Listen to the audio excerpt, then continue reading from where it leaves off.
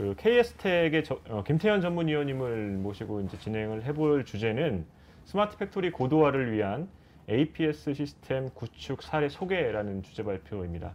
예, 김태현 전문위원님 옆에 나와 계십니다. 안녕하십니까? 예, 안녕하십니까? 네. KS텍의 김태현 전문위원입니다. 네. 반갑습니다. 예, 시청자분들께 지금 KS텍에서 어떤 업무를 하고 계신지 간단하게 소개 부탁드리겠습니다. 예, 저는 그 최적화 사업부에 속해 있고요. 네. 지금 여러 가지 그 현장에서 최적화 관련 업무들, 생산 관련 업무라든가 기타 여러 가지 최적화 관련 업무에 투입돼서 컨설팅 및 개발을 하고 있습니다. 네.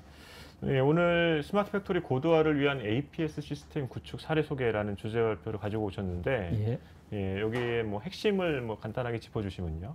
저희가 그 중소 업체에 대해서 네. APS 시스템을 많이 구축을 했는데요. 아, 네. 그 과정에서 저희가 겪었던 여러 가지 관리 포인트들이 있는데, 네. 그 포인트들 위주로 좀 설명을 드리고요. 네네.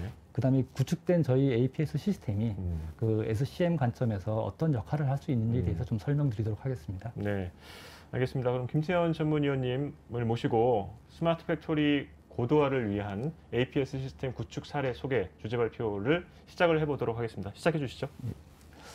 안녕하십니까. 저 오늘 말씀드릴 내용은 스마트 팩토리 고도화를 위한 APS 시스템 구축 사례입니다. 그 스마트 팩토리 추진단에서는 크게 단계별로 4가지 정도의 수준으로 스마트 팩토리 공장을 평가하고 있는데요. 가장 기초적인 단계는 그 POP 기반의 생산 및 이력 추적 기능이 가능한 정도 수준으로 실적 집계용으로 그 정도의 공장 상태를 말씀드리는 거고요. 중간 1단계는 그거보다 조금 더 진보해서 실시간 정보를 수집해서 그 정보를 바탕으로 해서 분석 및 의사결정을 해서 다음 단계에 정보를 공유하는 단계, 그 단계까지가 중간 1단계고요. 중간 2단계는 거기서 좀 더 진일보한 생산 계획을 최적화하고 그 최적화된 생산 계획을 가지고 실시간으로 운영 공유되는 시스템을 말합니다. 그리고 고도화 단계는 서플라이 체인 기반으로 해서 실시간 지능화 공장을 말씀드리는 건데요. 현재 국내에는 그 큰 공장을 가지고 있는 대기업을 제외하고는 거의 이제 고도화 단계는 없고요. 대부분 중소업체에서는 기초 단계 내지 중간 1단계의 수준에 머물러 있고요. 지금 2단계로 가기 위한 과도기에 지금 있다고 보시면 될 것 같습니다. 오늘 소개해드릴 이 업체도 지금 현재 1단계에서 2단계로 가기 위해서 여러 가지 AP 시스템을 도입하고 여러 가지 문제점들을 극복하고 있는 지금 단계라고 보시면 될 것 같습니다. 그러면 오늘 소개해드릴 그 업체 현황인데요. 이 업체는 포장 소재와 전자 소재, 필름 소재를 제조하는 국내 중견 기업으로서 지금 현재 그 유관 시스템을 제외하고 그 생산 계획은 ERP 시스템과 기존에 가지고 있던 레가시 플래닝 시스템 그리고 MES로 운영이 되고 있었고요. 지금 현재는 그 레가시 플래닝 시스템 대신 저희 자사의 싱크플랜 APS라는 제품으로 대체돼서 지금 운영되고 있는 상태입니다. 그러면 이 현장에서는 어떤 어려움 때문에 기존의 플래닝 시스템을 잘 사용할 수 없었는지에 대해서 좀 간단히 보도록 하겠습니다. 첫 번째로는 그 일반적인 중견 중소업체가 가지고 있는 대부분의 문제를 공통적으로 보여주고 있는데요. 기존 시스템이 좀 노후하다 보니까 이 비즈니스 환경이 바뀐다거나 설비 제약이 바뀐다거나 신제품이 생기게 되면 그런 것들에 대한 그 제약이라든가 상황 반영이 잘 안 되는 경우가 많습니다. 네. 그러다 보면 그것을 반영하기 위해서 작업 계획자가 수작업으로 그런 역할을 하게 되는 거죠. 이 수작업으로 계획을 세우다 보면 그 계획 업무가 길어지고 그러면 그분들은 하루 일과의 거의 대부분을 계획을 세우는 업무에 집중하게 되어 있습니다.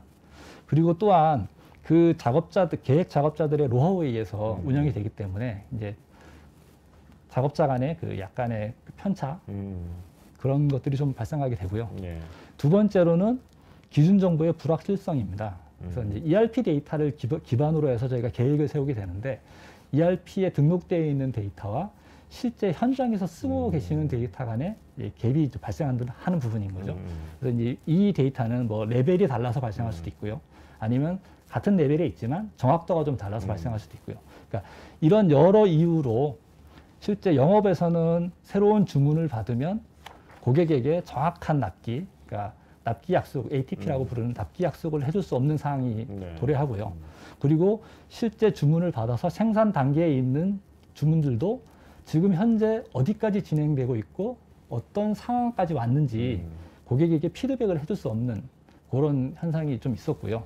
그다음에 이제 그 생산 쪽에서는 긴급 오더라든가 이런 것들이 자꾸 들어오니까 또 수작업으로 또 계획을 변경하고 이러다 보니까 공장의 전체적인 생산성에 좀 문제가 일어날 수 있습니다. 네. 그리고 이 결과가 자꾸 바뀌고 생산 계획이 바뀌다 보면 그러니까 자재를 조달하는 그 구매부서에서도 구매 계획을 제대로 세울 수 없는 네. 그런 악순환이 반복되는 거죠. 그러니까 이런 문제점은 이 업체뿐만 아니라 국내에 있는 대부분의 중견, 중소업체들이 가지고 있는 문제입니다. 그래서 이런 이유에서 이 해당 업체는 APS라는 시스템을 도입하기를 원했고요. 주로 말씀하신 VOC가 한 3개 정도 되는데요. 아까 말씀드린 대로 포장 소재, 전자 소재, 필름 소재로 나눠져 있던 사업부가 각기 다른 시스템을 가지고 운영되고 있었는데 이거를 좀 한 개로 통합했으면 좋겠다라는 게 대전제였고요. 그다음에 두 번째는 오랜 시간이 걸리던 계획을 좀 더 빨리 좀 수립해서 좀 여러 가지 업무에 좀 능동적으로 대처할 수 있으면 좋겠다라는 부분이었고, 세 번째는 계획만 잘 세우는 게 아니고 이 유관부서에 그러니까 예를 들어서 영업이라든가 뭐 구매팀이라든가에 좀 공유를 잘 해서 좀 잘 운영될 수 있도록 그러니까 이제 저게 이제 SCM 관점이 되는 거죠. 그런 쪽에서 이제 좀 큰 도움을 받았으면 좋겠다라는 것 때문에 이 시스템을 구축하게 되었습니다. 그러면 실제 현업에서 생산 계획이 어떤 업무 프로세스로 진행되고 있는지 간단하게 보도록 하겠습니다. 기본적으로 보면 이 생산 계획 업무 프로세스는 영업팀과 생산 기획팀 그리고 이제 물류 구매팀 그 외에 이제 뭐 생산팀 뭐 품질팀이 있지만 크게는 저 세 팀 위주로 이제 여러 가지가 커뮤니케이션이 되면서 이루어지게 되어 있습니다. 그래서 영업팀에서는 기본적으로 그 주간 단위의 주문이 들어온 거를 엑셀로 수기 관리하고 있었던 부분을 특정 시점이 되면 ERP에 이제 영업 오더로 접수를 하게 됩니다. 그러면 그 접수된 오더를 가지고 생산 기획팀에서는 제품별, 납기별, 그 출하량별로 정리를 해서 이 생산 계획 담당자가 일별, 호기별로 물량을 배분하고 그 배분된 물량을 다시 순서를 결정하게 되는 그 흔히 말하는 이제 생산 계획이라는 걸 세우게 되고요. 그 생산 계획을 세우는 과정에서 나온 결과를 MRP를 수행함으로써 실제 어떤 원부자재가 얼마나 필요한지를 산출하게 됩니다. 그러면 이 산출된 원부자재 정보를 구매 물류팀에 공유하게 되면 이 구매 물류팀에서는 실제 이제 과부족이 발생하는지 실제 조달이 가능한지 이런 것들을 확인하고 생산 기획팀에 다시 이제 피드백을 주는 거죠. 이 과정에서 조달이 불가능하거나 여러 이슈 때문에 그 계획을 변경해야 되면 그 변경된 계획을 영업팀과 다시 협의하게 되는 거죠. 그래서 납기를 바꾼다거나 물량을 조절한다거나 이런 식의 계속 각 팀 간에 여러 가지 협업이 필요한 부분이 꼭 생기기 마련입니다. 이런 식으로 마지막에 결정된 그런 확정 계획을 가지고 이제 생산에 내려서 생산에서는 MES를 이용해서 실행을 하고요.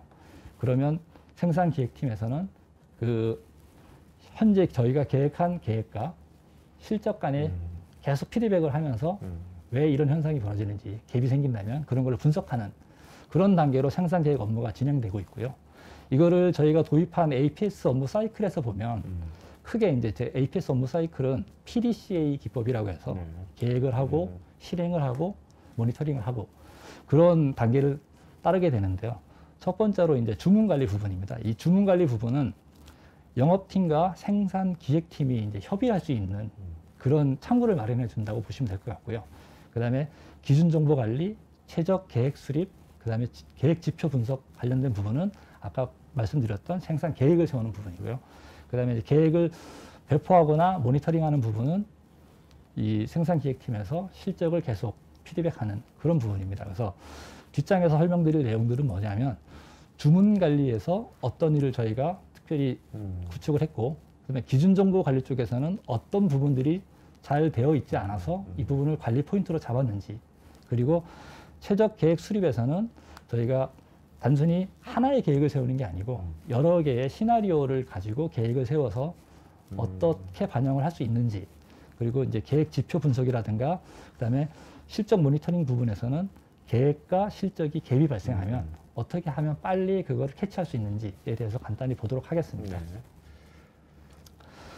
첫 번째로 주문 관리 부분입니다. 이 주문 관리 부분은 아까 말씀드렸던 대로 영업에서 오더를 입력하면 단순히 받아서 이제 생산기획팀에서 생산 계획을 세우는 게 아니고 영업에서 더 효율적으로 주문을 관리하고 입력해 주기를 바라는 그런 의미가 담겨 있는 관리입니다. 그래서 그 월간, 주간 단위로 납입률이라는 걸 보여주고요. 그 납입률은 실제로 영업에서 원했던 주문량 대비 얼마나 지금 진척되고 있는지를 보여주는 거고요. 납기 준수율은 실제 납기가 얼마나 잘 준수되고 있는지 그런 걸 보여줌으로써 너무 늦어지고 있는 주문에 대해서는 고객과 협의해서 다시 납기를 조정한다거나 하는 그런 이제 미리 사전 대응이 가능하도록 하는 그런 알람을 주는 역할이라고 보시면 될 것 같고요. 그리고 짜투리가 남아있는 주문에 대해서는 다음 사이클이 올 때 생산할 수 있거든요. 이런 부분에 대해서는 ERP 상에서 주문 관리, 주문 라이프 관리 사이클을 그러니까 관리를 하는 거죠. 관리해서 조금 더 이제 현실적인 계획이 될 수 있도록 했고요. 그 다음에 각 제품별로 출고 추이가 어떻게 되는지, 그리고 지금 마감 재고 현황이 어떻게 되는지를 보여줌으로써 계획 생산 주문에 대해서는 지금 계획했던 물량보다 주문이 더 많이 들어오거나 아니면 적게 들어올 수 있기 때문에 거기에 대해서 추가 주문이 필요한 건지 아니면 주문을 좀 줄여도 되는지 그런 거를 파악할 수 있도록 영업과 생산 간에 이제 창구 역할을 한다고 보시면 될 것 같습니다. 두 번째는 기준 정보 관리 부분입니다. 이 기준 정보 관리는 기존에는 ERP에 보면 원가 기준으로 데이터가 관리되고 있었거든요. 그러다 보니까 실제로 이 데이터만을 가지고 생산 계획을 세우면 갭이 발생하는 거죠. 그래서 저희가 포인트로 잡았던 거는 뭐냐면 그 중에서 그냥 써도 되는 기준 데이터들이 있고요. 생산 계획 정확도에 영향을 미치는 그런 데이터들을 관리 항목으로 둬서 어떻게 관리할지 그런 것들을 좀 개선 사항으로 봤습니다. 그래서 여러 데이터가 있지만 크게 이제 한 5가지 정도로 저희가 관리 포인트를 잡았는데요. 첫 번째는 작업 속도입니다. 이 작업 속도는 흔히들 뭐 UPH 아니면 택 타임, 뭐 프로세싱 타임이라고 얘기하는데요. 실제 ERP에 등록되어 있는 작업 속도가 현장에서 실제 작업하는 작업 속도가 좀 다른 거죠. 설비에. 그러다 보니까 계획에서 세웠던 물량 대비 실적이 더 많이 나오는 경우도 있고 아니면 더 적게 나오는 경우도 있고 이런 현상이 발생됐습니다. 그래서 이런 부분에 대해서는 그 데이터의 아웃라이어를 제거하고 통계적 기법을 사용해서 주기적으로 반영이 될 수 있도록 ERP 반영이 될 수 있도록 해서 갭을 줄이는 역할을 좀 했고요. 그다음에 설비 우선순위입니다. 이 설비 우선순위는 문제가 됐던 부분은 어떤 부분이 있었냐면 이 설비 우선순위를 관리하는 그 주체 담당자가 이제 어디냐에 대한 문제가 좀 있었습니다. 그래서 현업에서는 저런 것까지 관리할 수 있는 엑셀로 수기 관리를 하고 있지만 관리 포인트가 없었기 때문에 그 담당자를 지정하고 그 담당자가 어떤 방식으로 ERP에 반영을 할지 그런 걸 정해졌고요. 그래서 ERP에 들어있는 설비 우선순위와 현업에 있는 설비 우선순위를 맞추는 작업했습니다. 그리고 세 번째로는 셋업이라고 불리는 작업 변경 시간입니다. 이 작업 변경 시간의 가장 큰 문제가 있었는데요. 이거는 ERP에 실제로 관리되고 있지 않는 데이터입니다. 그래서 저 데이터는 수작업으로 물론 엑셀 베이스로 관리를 하고 있었고 계획 담당자하고 현장 작업자만이 공유되는 그런 데이터였습니다. 그래서 이 부분을 어떻게 하면 표준화해서 저희가 관리 영역으로 끌어오느냐 그게 이제 큰 문제였고요. 그 다음에 네 번째는 이제 재고에 관련된 내용입니다. 그래서 적정 재고라는 개념을 써서 관리를 하고 계셨지만 이게 현실과 좀 맞지 않아서 저희가 어떻게 하면 고도할 수 있는지에 대해서 고민을 좀 했습니다. 그리고 그 실제 제공에 대해서도 언제 올지 불명확하기 때문에 실행 불가능한 계획을 자꾸 만들어주는 이런 사이드 이펙트가 있어서 수공정 도착 시간을 관리할 수 있도록 좀 시스템을 좀 손을 봐서 저것도 반영을 했습니다. 그리고 외주 관리 부분인데요. 이 외주 관리는 실제로 사내 캐파가 아니기 때문에 계획 담당자하고 외주 계획 담당자가 전화나 아니면 뭐 이메일 등을 이용해 가지고 이제 생산 계획을 주고받죠. 그러다 보니까 이제 조금 약간 비효율성이 좀 있었는데요. 이 가상 머신으로 이 외주 업체의 캐파를 등록을 해서 그리고 우선순위도 그 업체의 평가 항목을 여러 가지 표준화해서 이제 뭐 품질이라든가 가격, 납기 이런 거를 평가해서 우선순위로 이제 반영을 해서 될 수 있으면 그 정확히 볼 수는 없겠지만 그래도 외주 업체 캐파 정도까지도 볼 수 있게끔 하는 시스템을 좀 확장을 했습니다. 조금 더 작업 변경 시간에 대해서는 조금 더 상세하게 한번 설명을 드릴 건데요. 기존에 이제 관리하고 있던, 현업에서 관리하고 있던 방식이 어떤 방식이냐면 제품 투 제품의 작업 변경 시간입니다. 그래서 A라는 제품에서 B라는 제품으로 갈 때 어떤 작업 변경이 필요하기 때문에 얼마나 걸려요? 라는 관리를 하는 건데 이게 작업 변경 타입에 따라서 다 프롬 투 제품으로 관리하다 보니까 이게 케이스가 너무 많은 겁니다. 케이스가 너무 많다 보니 하나만 수정을 해도 여러 군데를 다 바꿔줘야 되는 그리고 이제 수기로 관리됐다는 걸 아까 말씀드렸고요.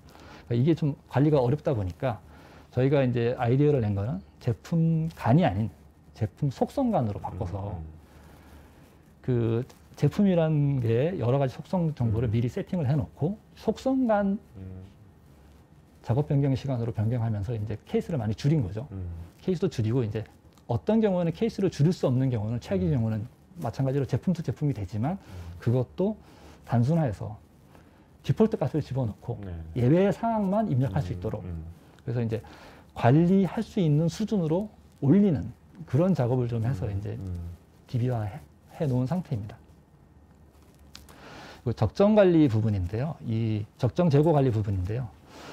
이 부분은 아까 말씀드렸던 대로 이제 여기는 계획 생산과 오도 생산이 혼재되어 있는 상태인데 사업부별로 총량 기준의 적정 재고라는 개념을 쓰고 있었습니다. 그러다 보니까 총량 기준에서는 적정 재고를 만족하지만 아니면 여유가 있지만 그 제품 군별로 보면 그 부족 재고가 발생하기도 하고 과잉 재고가 발생하기도 하고 이런 현상이 있었고요.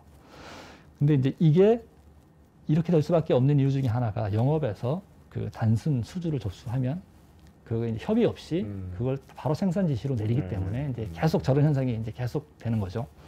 그리고 또 적정 재고가 초과되면 이걸 통제할 수 있는 그런 기능의 시스템이 이제 없었던 부분입니다.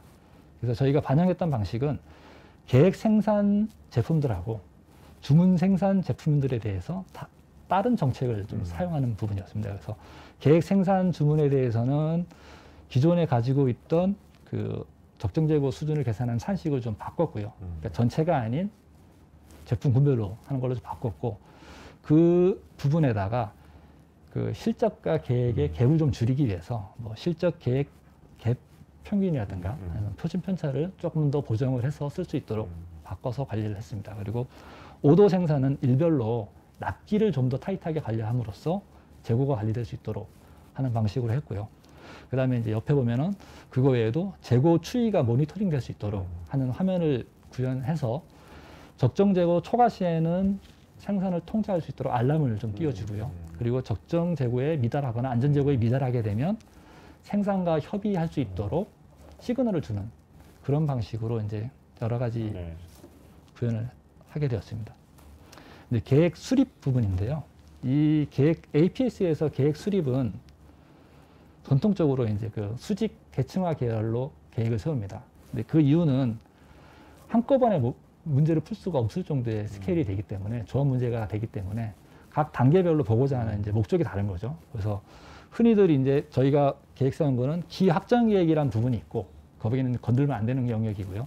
그 다음에 일별이 됐든 주별이 됐든 한 보름에 그러니까 한 달 반 정도에서 한 세네 달 정도까지 물량 계획을 세우는 부분이 있습니다. 그래서 이 물량 계획을 세우는 부분은 어떤 목적이냐면 전체적으로 우리가 오도를 얼만큼 잘 할당할 수 있고 납기를 얼마나 잘 지킬 수 있냐의 관점에서 보는 거죠. 그래서 이제 캐파 능력이라든가 납기 뭐 이런 걸 위주로 좀 보는 겁니다. 그래서 흔히 저 부분은 아마 현장에서는 뭐 중일정 계획, 소일정 계획 아니면은 뭐 FP, MP라는 이름으로 사용이 되는 부분이고요. 그 다음에 여기서 이제 물량이 결정되면 이 물량 결정된 부분을 가지고 그 밑에 이제 실제로 작업 순서를 결정해 주는 그런 엔진으로 태우게 됩니다.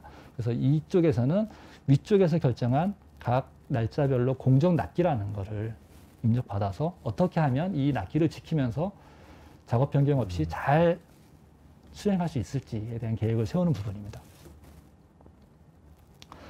다음은 이제 생산 전략 관리 부분인데요. 아까 말씀드렸듯이 시나리오 베이스로 저희가 하나의 계획을 세우는 게 아닌 여러 개의 계획을 세우기 때문에 여러 대안을 세워놓고 미리 이제 앞에서 발생할 수 있는 여러 대안을 세우고 거기에 대해서 각각 어떤 면에서 어떤 게 좋은지 아니면 어떤 것이 안 좋은지를 평가해서 상황에 맞는 계획을 적용할 수 있는 그런 기법입니다. 그래서 지금 보시는 화면은 첫 번째로 대전제가 이제 납기 만족이라는 대전제를 만족하면서 재고 정책을 어떻게 가져가냐에 따라서 뭐 적정 재고를 유지하는 정책이라든가 재고 최소화 정책이라든가 아니면 가동률을 어떻게 하면 최대로 쓸 수 있을까에 따라서 재고가 바뀌는 현황과 캐파, 설비의 캐파가 어떻게 바뀌는지 그런 것들을 볼 수 있고요. 이거 용도 외에 이제 예를 들어서 PM 계획을 세우거나 설비에 미리 그 설비의 캐파를 조금 죽여놓고 돌려서 우리가 지금 우리한테 들어온 영업 오더를 얼마나 충족할 수 있는지 어떤 문제가 발생되는지 그리고 영업에서 주문을 입력하기 전에 납기 약속을 흔히들 하잖아요. 근데 실제 이제 우리가 가능한지 언제쯤 우리가 이거를 납기를 충족해 줄 수 있는지 그런 것들을 미리 이제 테스트해 보기 위해서 시나리오 베이스의 시뮬레이션을 수행하고 있습니다. 그 다음에 이제 계획 분석 및 조정 모니터링 관련된 부분인데요. 기존에는 그 계획을 세우고 이게 현실과 좀 다르면 분석을 하는데 여러 시스템에서 정보를 가져다가 보게 되어 있습니다. 이제 그러다 보니까 시간이 좀 오래 걸리겠죠. 그런데 이 부분을 전부 다 APS 시스템에서 볼 수 있도록 다 이제 연결을 해서 쉽게 이제 하나 설명을 드리면 납기 준수율 조회라는 화면을 통해서 각 제품별로 납기가 잘 준수되고 있는지 그리고 이제 출고지별로 납기 준수율이 어떤 상황에 있는지를 좀 보여주고요. 만약에 납기가 지연이 됐다면 어떤 이유에서 지연이 됐는지 미리 이제 사전에 리스팅을 해서 볼 수 있게 좀 했고요. 그 다음에 계획 조정 부분에 대해서도 간트 차트라든가 아니면 그리드를 이용해 가지고 쉽게 이제 순서를 조정하고 여러 작업들을 병합하기도 하고 쪼개기도 하고 이런 것들을 함으로써 이 변화된 결과가 바로 결과를 분석할 수 있도록 그렇게 되어 있고요. 그 다음에 이제 실적 모니터링에서는 저희가 세웠던 계획 대비 실적을 비교해서 실제로 실적이 계획과 많이 다르다면 어떤 이유에서 다른지 그러니까 이제 실적에 대한 뭐 비가동 내역이라든가 아니면 그때 어떤 자재들이 사용되고 있었고 상황이 어땠는지 이런 걸 볼 수 있게 지금 구현을 했습니다. 그 다음은 적용 효과 부분인데요. 이 적용 효과는 크게 이제 뭐 정량적, 정성적으로 나누게 되어 있습니다. 그래서 현업에서 가장 만족했던 부분은 이 계획 수립 시간 단축 부분입니다. 기존에 이제 뒤에서 다시 한번 보시겠지만 기존에 하루 일과에 거의 5시간에서 7시간이면 거의 대부분을 차지하는 건데요. 이렇게 계획을 세우다 보니까 이제 피로도가 엄청 많이 누적되어 있는 상태였고요. 이 시간을 1시간에서 한 2시간 정도로 저희가 이제 줄여드렸고요. 그 다음에 그 전 사업부 평균 약 80% 정도의 오도 납입률을 보이고 있었는데 저걸 92%까지 이제 좀 올렸고요. 저기 이제 올리게 된 이유 중에 하나는 아까 말씀드린 그 적정 재고 정책이라든가 이런 거를 이용해 가지고 실제 캐파를 좀 더 효율적으로 사용할 수 있게끔 바꿨기 때문이고요. 기준 정보도 물론 영향을 미쳤겠지만 그다음에 납기 준수율은 70% 정도 수준에 이뤘던 거를 이제 90% 정도까지 올렸습니다. 그리고 납기가 지연된 주문에 대해서도 그 납기 지연 일수라는 것을 따로 관리를 해서 그 부분도 한 34% 정도 감소하는 효과를 봤습니다. 그리고 그 아까 적정 재고, 제품 군별로 이제 적정 재고를 관리하다 보니까 부동 재고라든가 초과 생산에 대한 그런 부분이 좀 줄어서 재고 유지 비용도 좀 감소되는 효과를 봤고요. 정성적인 효과로 보면 일단 그 계획 담당자가 계획들을 좀 세우기도 하겠지만 알고리즘에 의해서 세우다 보니까 이제 담당자 간의 편차가 좀 줄어들고요. 그 다음에 계획 시간이 좀 단축되다 보니 그 계획 담당자분들이 이제 원래 해야 될 일들, 그 생산 통제라든가 뭐 전략이라든가 이런 것들에 대해 더 집중할 수 있는 그런 여유가 좀 생겼고요. 그다음에 세 번째로는 그 사업부별로 산재되어 있던 시스템을 APS를 구축하면서 관리 항목을 좀 표준화해서 공통 DB로 관리할 수 있도록 하는 이게 관리 표준화가 좀 되어 있습니다. 그리고 마지막으로 그 부서 간의 연계 강화 부분이 좀 있는데요. 이 부분은 뒤에서 다시 한번 설명드리도록 하겠습니다. 일단 시간 단축 부분입니다. 기존에는 그 ERP 인터페이스하고 계획을 수립하고 조정한 이후에 배포하는 단계까지 각각 뭐 저 정도 시간이 걸렸습니다. 뭐 60분, 4시간에서 5시간, 그 다음에 20분. 근데 저기 계획 수립 및 조정 부분에서 저렇게 많이 걸릴 수밖에 없는 이유가 뭐냐면 이 공정이 여러 개가 있고요. 계획 담당자들이 한꺼번에 계획을 세우는 게 아니고 앞쪽을 맡은 담당자분이 먼저 계획을 세우면 그걸 받아서 뒤쪽에서 계획을 세우고요. 그 다음에 세우는 과정에서 조정도 필요하고 이러다 보니까 저렇게 시간이 많이 걸리게 되어 있던 부분이고요. 이 부분을 이제 저희 시스템이 들어가면서 기본적으로 이제 인터페이스 속도라든가 그리고 자동으로 계산해주는, 그러니까 전일 실적이라든가 이런 거를 자동으로 계산해서 그런 부분이 좀 적용됨으로써 이제 시간이 좀 줄었고요. 인터페이스 쪽은. 그 다음에 계획도 나눠서 세우는 게 아니고 원샷에 한 번에 세워서 두세 분이 조정만 가능하게끔 함으로써 시간을 1시간 정도로 줄일 수 있었고요. 그 다음에 배포도 시간도 좀 줄여서 총 한 1시간에서 2시간 정도까지로 계획 시간을 단축시켜 드렸습니다. 이 부분이 그 계획자들이 가장 만족했던 부분이고요. 두 번째는 납기 준수율 부분입니다.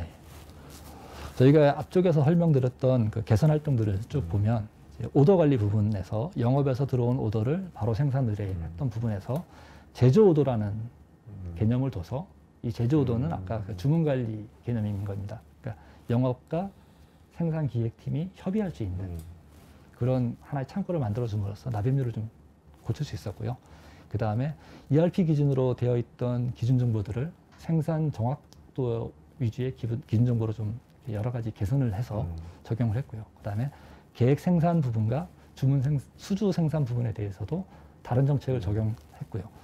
그리고 알고리즘 베이스의 그 최적 분배 계획을 수립함으로써 초창기에 저희가 들어갔을 때는 한 70% 정도 수준이었던 게 이제 1차 적용했을 때는 한 75%, 2차 적용했을 때는 한 85%, 그리고 지금 현재 안정화 이후에는 한 90% 정도까지 납기 준수율을 유지하고 있는 상태입니다. 부서 간의 연계 강화 부분인데요. 이 부서 간의 연계 강화는 이 계획의 변동률에 엄청나게 많은 영향을 미칩니다. 그래서 연계가 잘 되지 않으면 생산 계획이 많이 변동되게 되고 그렇기 때문에 이 저희가 중점적으로 봤던 부분은 뭐냐면 이 동일한 계획을 각 팀별로 그분들이 보는 관점에서 볼 수 있는 프로세스를 만들고 그 관점에서 화면을 구성해 드리면 조금 더 협의하기가 좋지 않을까라는 생각을 많이 했습니다. 그래서 한 결과에 대해서 영업에서는 주문 리스트라든가 아니면 제품 제공 현황 그리고 실제 주문이 어떻게 진행되고 있는지를 볼 수 있게 했고요. 그 다음에 생산 기획 쪽에서는 일별로 얼마나 생산되고 얼마나 출하되고 얼마가 남아 있는지를 볼 수 있고 또 각 설비별로는 어떤 순서로 작업이 이제 계획되어 있는지 이런 걸 볼 수 있게 해드렸고요. 그 구매 물류 팀에서는 공장별로 소요량이 어떻게 되는지 아니면 그 자재별로 어떻게 되는지 일별 소요량이 어떻게 되는지 그 다음에 부족분이 생기면 얼마나 부족한지 그리고 이 부족분에 필요한 생산하고 있는 제품들이 어떤 것들이 있는지를 보여줌으로써 미리 이제 어느 시점에 쇼티지가 날지 아니면 어느 부분에 대해서 어느 부분에 자재 조달을 해야 될지 이런 것들을 미리 이제 서로 다른 계획이 아닌 하나의 계획으로 얘기할 수 있게 함으로써 이제 저희가 변동성을 좀 줄이는 그런 관점에서 접근했습니다. 그리고 이제 마지막으로 말씀드릴 내용이 SCM 관점에서 APS 시스템의 역할 부분인데요.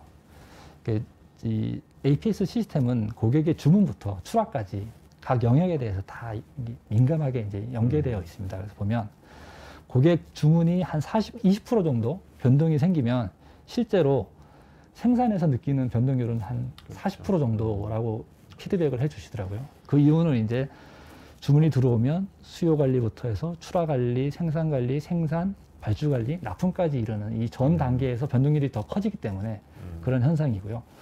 근데 저희 APS 시스템을 도입함으로써 각 단계별로 변동률을 관리할 수 있는 포인트가 하나씩 생기는 거죠. 그래서 수요 관리 같은 경우 보면은 납입률 관리라든가 적정 재고 관리, 그 다음에 생산 관리에서는 기준 정보 관리라든가, 그 다음에 변동률을 위해서 준수율 관리라든가, 네. 그리고 생산에서는 제공 관리, 뭐 비가동 관리, 실적 집계 관리라든가, 그리고 발주에서는 자재 소요 관리라든가 이런 것 관리 포인트가 생기기 때문에 미리 대처할 수 있는 그런 시간을 벌어주는 거죠. 그래서 저희가 마지막에 피드백 받았던 거는 어떤 부분이냐면 고객 변동률은 그대로인데 실제 생산에서 느끼는 변동률은 기존 40%가 아닌 많이 준 5%에서 한 10% 정도 느낄 수 있었다라는 피드백을 받았고요. 이렇게 APS 시스템을 도입하게 되면 그 변동률을 감소시키기 때문에 전체적인 SCM 관점에서 보면 안정화에 큰 기여를 할 수 있고요. 그리고 그 스마트 팩토리 단계에서 아까 말씀드린 1단계에서 2단계로 넘어가는 그 지금 등대 사업에서도 마찬가지지만 넘어가는 단계에서 중추적인 역할을 할 수 있는 시스템이 APS 시스템이 아닌가 생각하고 있습니다. 네. 네, 뭐 여기까지 KS텍의 위원님께서 이제 말씀을 해주셨는데, 어쨌든 KS텍 말고도 이제 APS 시스템들을 공급하는 데들, 그리고 이제 기존에 SCM을 했던 SCM 전문 업체들도 이제 APS 나름의 SCP 쪽에 APS도 있고 이제 하단 말이에요. 그 KS텍이 그래도 이제 그 어쨌든 뭐 경쟁을 해야 되는 입장이기 때문에 어떤 부분들을 조금 더 차별화 포인트로 얘기를 할 수 있을까요? 우선 첫 번째로는 저희가 이제 경험이 좀 많고요. 저희가 한 20여 년 정도 이 일만 하고 있었고요. 그리고 두 번째는 저희가 이제 큐리스틱 기반이 아닌 최적화 수리 모델 기반 기법을 사용하기 때문에 조금 다른 쪽하고 다른 겁니까? 예, 약간 이게 다른 맥락으로 저희가 기술을 쓰고 있기 때문에 그쪽 부분에 대해서 좀 특화되지 않았나 그렇게 생각하고 있습니다. 네.